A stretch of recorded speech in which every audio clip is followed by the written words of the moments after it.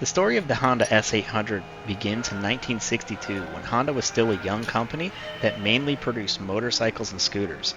The founder had a passion for racing and wanted to build a car that could compete with the best in the world. He decided to start with a small roadster that would showcase Honda's engineering prowess and appeal to the Japanese market. He called the car the S360, and it had a 360cc engine that produced 30 horsepower at 8,500 RPM. It also had a chain drive system which transferred power to the rear wheels through separate chains for each wheel. This gave the car a unique handling characteristic and reduced the unsprung weight.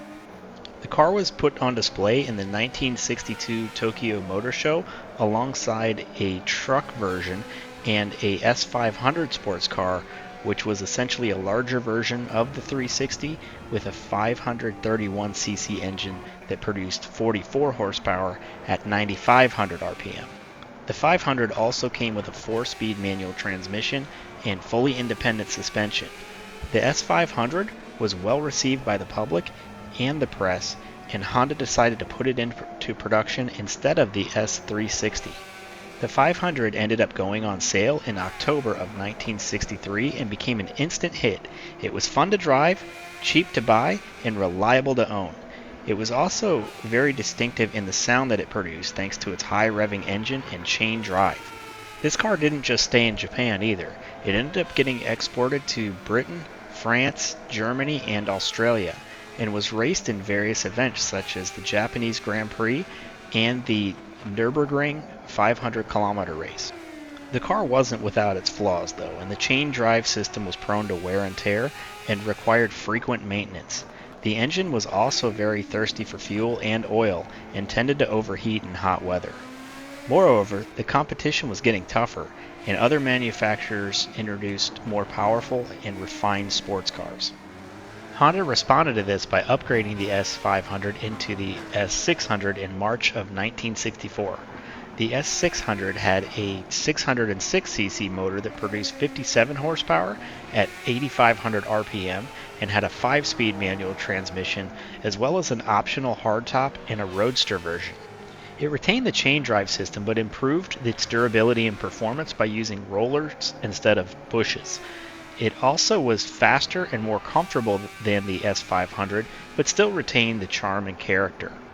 The final iteration of this chassis came in October of '66 with the S800 that we see in front of us.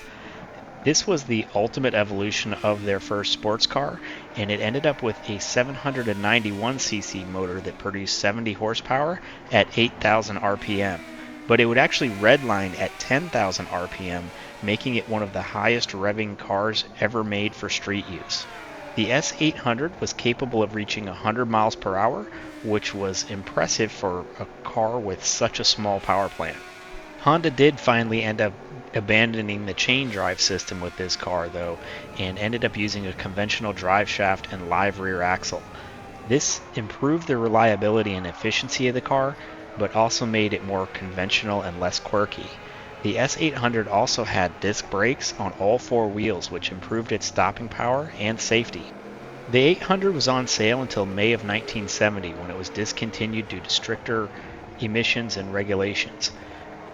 By then, Honda had produced 11,536 copies of the 800, making it the most successful of the series. The 800 is now regarded as a classic car by enthusiasts and collectors, and it's admired for its engineering excellence and design elegance, as well as being a driving pleasure. It's also seen as a milestone in Honda's history, as it was beneficial in establishing Honda's reputation as an auto manufacturer. After the production of the S800 stopped, Honda ended up focusing more on practical and economical cars such as the Honda Civic and the Accord. It would take another 30 years before Honda produced another rear-wheel drive roadster, the S2000. The S2000 is considered the spiritual successor of the S800 and shares many similarities with its ancestor.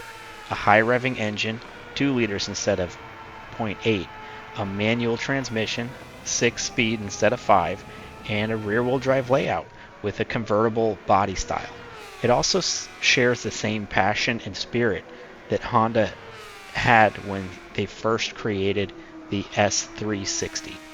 The S800 and S2000 are both remarkable cars that represent Honda's vision and values. They're products that have been derived from Honda's motorcycle heritage and give them unique character and charm. They are both examples of Honda's engineering prowess, which give them outstanding performance and quality, and they are both expressions of Honda's passion and spirit.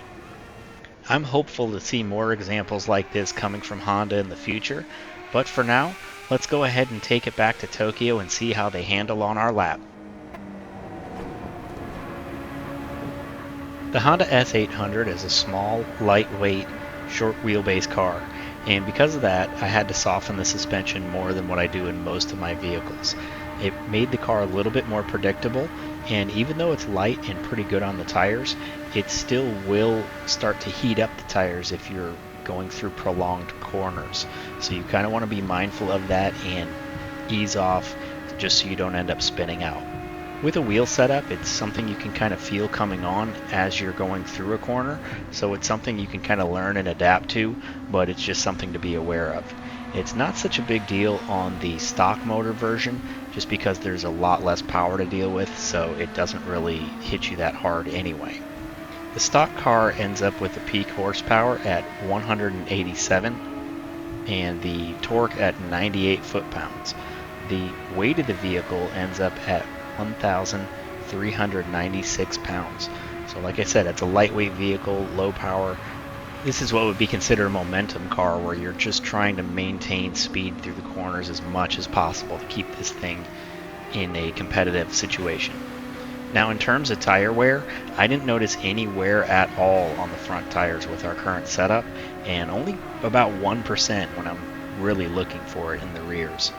The fuel was very well managed as well, with it running right around 10 laps with our 5 times setup for both tires and fuel. Now this isn't a particularly fast car, and it doesn't actually classify as a K car because it wasn't designed that way, and during the time that it was produced, it was not anywhere near the characteristics required for a K car status.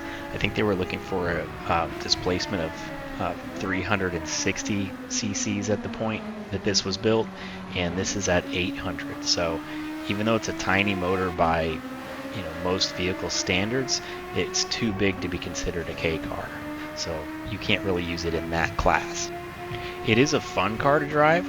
I don't know that it's too useful without the engine swap, but it's not too expensive either, so it's worth putting in your garage. Once we ended up getting it running, we ended up getting a total overall lap time of 2 minutes 21 seconds .675. This put it just behind the Tesla Model S and just in front of the Suzuki Cappuccino. But remember that Tesla has a top speed issue in the game, so it's not really a very good comparison. And even though this thing ends up with 601 performance points, it's not going to be able to really compete in the Tokyo 600 race. Let's go ahead and see how it does once you swap the engine. The stock S800 already came from Honda being a motorcycle company and already was known for having a high redlining motor with a 10,000 RPM redline. With the 2 and 4 motor going into this car, it raises that by 50% all the way to 15,000 RPM. So it basically makes the tack in this car worthless. And when you set up the transmission, I ended up putting it around 180 kilometers per hour, but it was able to do 175 miles per hour because it was expecting the peak RPM at 10,000 when it was going another 5,000 above that. This basically makes the tack on the car worthless because you're constantly spiking that RPM and the red line. But you can use the speedometer to shift it, and I ended up shifting from first to second at 100 kilometers, went into third at 150, and went into fourth at 200. There is a fifth gear, and you're spiking the speedometer at that point, but you can kind of gauge the sound of the motor and just shift it when you're ready. The engine's torque only goes up by 5, bringing the overall torque to 103, but the horsepower went up by 101, bringing that up to 288. and the weight actually went down by 56 pounds, bringing the overall weight to the vehicle to 1,340 pounds. And the change in the performance points only went up by 65.55 points, but even in this configuration, the car is only doing 175 maxed out. So even though it's above the 600 performance points, it's still not going to compete in the Tokyo 600. It is capable of winning Le Mans, and that's something worth noting because it is a fun car to drive. If you do take it to Le Mans, it's also worth noting that the car doesn't have any aerodynamic options, so you're not going to be dealing with a lot of downforce, and the car can get a little twitchy, but that's part of the beauty of the car itself, is that you actually get to drive the thing. Once we got to the finish line on the motor swap version, we ended up crossing the line at 2 minutes 11 seconds, .174, and that actually puts it just behind that $20 million 250 GTO and just in front of the Alphard Executive Lounge. So again, it does compete in the Le Mans race, and it's worth driving. But either way, I hope you guys enjoyed. Please like and subscribe if you did, and we will catch you on the next one.